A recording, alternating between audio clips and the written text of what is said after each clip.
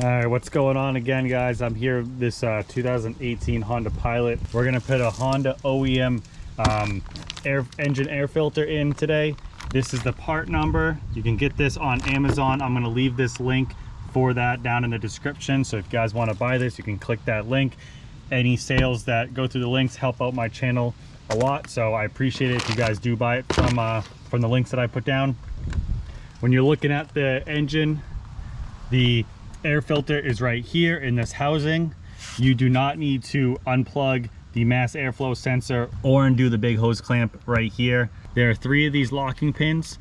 All you need to do is push them over like that and they unlock. There's 2 on this side and there's 1 tucked behind right down here, and then that is loose. This end down here is in tabs that slide that way. So you want to slide this toward the outside of the car and then lift it up.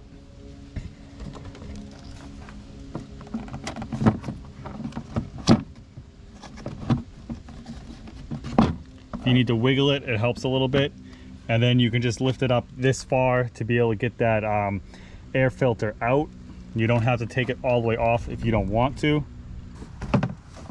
And so when you lift this up, you can just pull this out.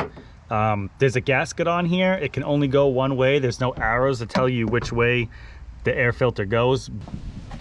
The only thing to remember is that those indents right there goes to this side of the air filter. It won't fit on this side.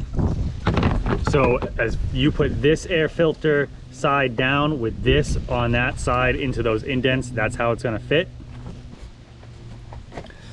So that's the new one in there. So then you just have to wiggle it and get those tabs back in on that side first, and then you can just pull up these tabs and lock them into place. And then don't forget about the one in the back right here, and then that is all set. That is in there. New air filter, housing all snapped down, and you're good to go.